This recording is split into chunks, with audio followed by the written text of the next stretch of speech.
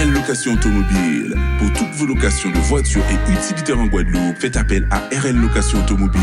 Avec RL Location Automobile, réservez en toute tranquillité, 7 jours sur 7, 24 heures sur 24. RL Location vous propose une large gamme de voitures et d'utilitaires au meilleur prix sur le site internet www.rl-location.com.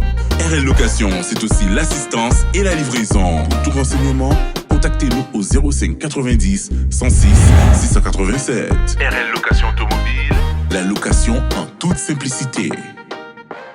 Attention, chez RL Location offre exceptionnelle en ce moment pour un véhicule catégorie A, minimum 10 jours, 12 € par jour. Un véhicule catégorie B, minimum 10 jours, 18,90 par jour. Hexagone, actualité. Première news, je me trouve place de Nation pour cette manifestation à l'appel de plusieurs partis politiques ce dimanche contre la vie chère et l'inaction politique entre le conflit des carburants et d'autres revendications. Le mécontentement gagne du terrain avant une grève générale prévue mardi. L'augmentation des salaires reste une revendication prioritaire aujourd'hui. Suivez ce reportage réalisé ici, place de la Nation, entre la place de la Nation et Bastille pour cette grande manifestation. On attend quand même plus de 30 000 personnes aujourd'hui. Vous voyez, le mécontentement commence à grandir parce qu'effectivement, la vie est devenue très très chère et évidemment, les salariés demandent des augmentations de salaire, ce qui s'est d'ailleurs passé il y a quelques jours pour ce conflit des carburants ici en France. Oui, non, à la répression. Yaya Joliot-Curie. Non, à la répression. Oui, Yaya Joliot-Curie. C'est qu'il y en a plein qui viennent de toute la France et de très loin, puisqu'il y a plus d'une centaine de bus qui ont été affrétés pour cette marche contre la vie chère et l'inaction climatique. Et nous sommes tous ensemble rassemblés contre la politique du gouvernement, contre la politique d'Emmanuel Macron. Donc je vais vous dire aussi bonjour à tous parce que je suis quelqu'un de très poli. C'est vrai qu'on est très nombreux, j'ai entendu parler de plus de 300 personnes. Écoutez, nous c'est déjà montrer qu'il y a une alternative à ce gouvernement parce que là on voit que finalement les augmentations de salaire ils ne sont pas là, les solutions par rapport au climat il n'y en a pas. Donc nous on a des solutions, on montre et on veut le montrer et on veut que la colère populaire qui existe elle trouve un débouché politique et aujourd'hui c'est aussi ce qui symbolise, on a vu les journées des syndicats. C'est aussi une étape importante dans la construction du mouvement et bien sûr après il y aura mardi et mardi on voudra aussi qu'on sera là aussi présent et il y aura l'aboutissement et peut-être on continuera. Vous parlez de solutions, alors globalement quelles sont ces solutions Aujourd'hui il faut augmenter les salaires, il faut bloquer les prix des produits de première nécessité, il faut effectivement après il y a les questions de la transition écologique, vraiment une vraie bifurcation des modes de production et d'échange, il faut planifier parce qu'aujourd'hui finalement on nous dit on planifie, on a mis un secrétariat mais il n'y a rien qui est fait concrètement, donc il faut des solutions concrètes et voilà quoi, c'est un peu, aujourd'hui on a l'impression que le gouvernement déjà en fait il a plus le pouvoir vraiment, il est minoritaire, on le voit d'ailleurs à l'Assemblée dans les derniers votes il est minoritaire, donc nous on est là et s'il y a une dissolution on sera prêt. Vous pensez qu'il va y avoir un effet de mécontentement général ? Peut-être, ouais. Je crois qu'on a vu là une convergence qui s'installe mardi avec beaucoup de secteurs qui se mettent en grève. Donc ça peut être effectivement le moment décisif. Mais aujourd'hui, je crois que c'est quand même une étape importante parce que c'est très large. Aujourd'hui, il y a quasiment tous les partis de gauche en réalité sont là aujourd'hui. Il y a plus que ça, il y a des associations, il y a des syndicats, il y a 700 syndicalistes qui ont appelé à la grève, à la manifestation aujourd'hui. Donc on peut dire que la convergence se construit aujourd'hui et elle continuera mardi. Grandes urgences qui sont celles du pays aujourd'hui. Et clairement, oui, l'urgence sociale, les prix qui explosent, les salaires qui sont trop bas et un gouvernement qui ne fait rien en matière d'action climatique. Ça, c'est une évidence. Mais ensuite, le gouvernement, effectivement, depuis que nous avons pris l'initiative de cette manifestation, a confirmé sa volonté de reporter l'âge de départ à la retraite à 64 ou 65 ans. Et donc, clairement, ce sujet-là aussi, il est au cœur des revendications. Si on est nombreux aujourd'hui, c'est aussi un premier signal qu'on envoie au gouvernement, renoncer à cette mauvaise réforme, parce que si vous ne renoncez pas à cette mauvaise réforme, il y aura un bras de fer social dans la rue. Quelle est la mesure à laquelle vous appelez immédiatement ? La hausse des salaires, je crois que c'est... On a mené bataille tous ensemble, la NUP, au mois de juillet, pour dire dans le fameux texte soi-disant pouvoir d'achat, qui n'en était pas un, du gouvernement, de leur dire arrêtez avec vos primes, vos chèques, les gens ils ont besoin d'avoir des salaires qui leur permettent de vivre.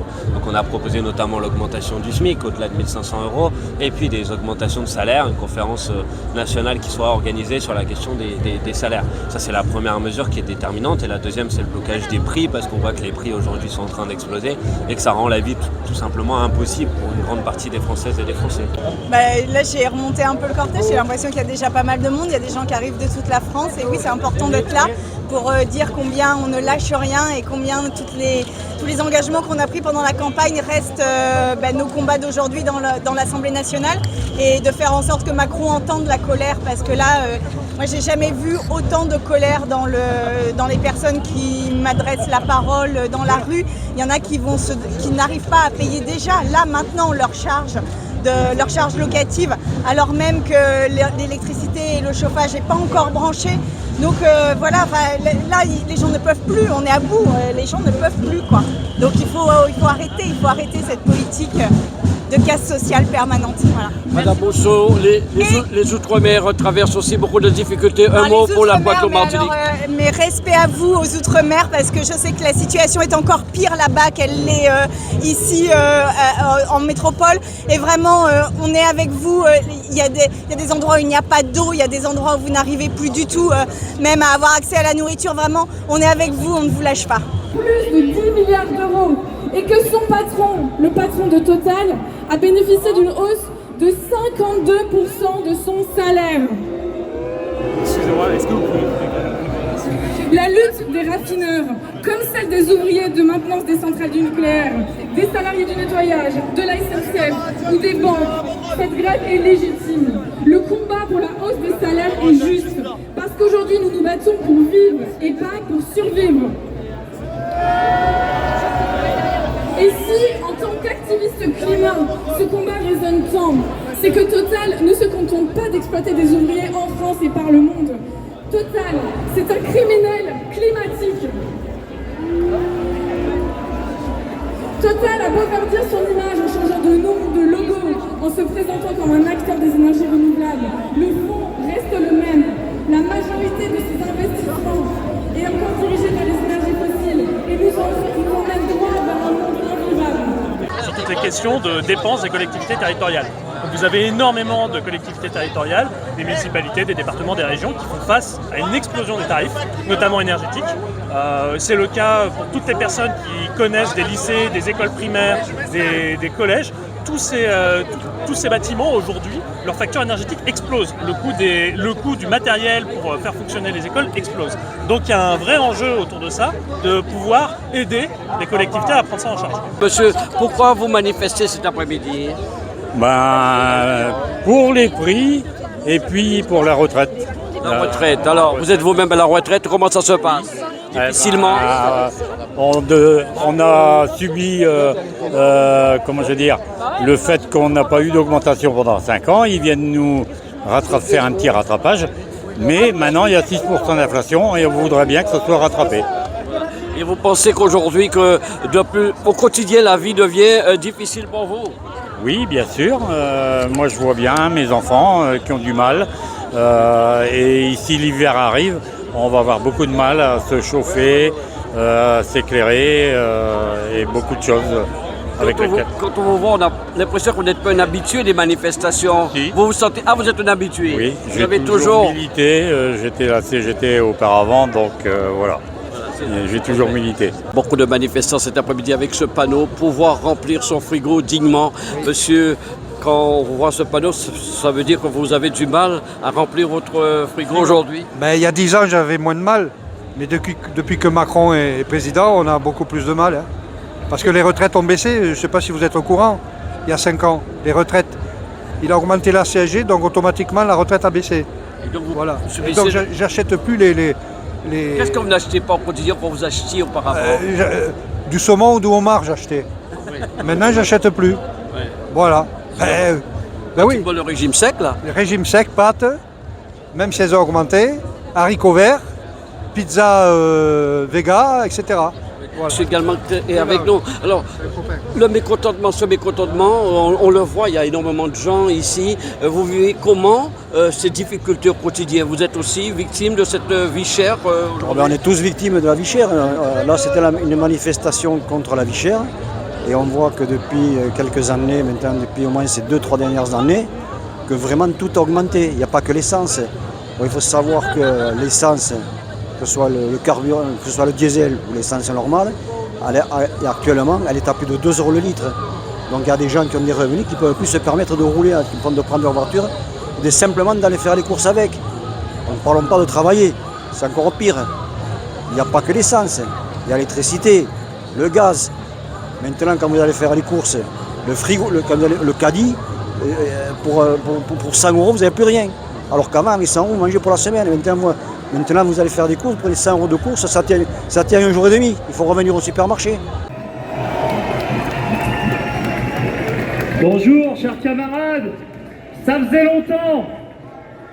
longtemps qu'on se disait, qu'on attendait ce moment-là. Tout est possible. Tout est possible. Et si on gagne sur les salaires, c'est en partie la bataille sur les retraites qu'on aura gagné. Qui ont des jets privés? C'est qui? C'est qui les assistés? C'est ceux qui ont des jets privés. Et c'est qui les assistés? C'est ceux qui ont des jets privés. Et ça, on vivra demain.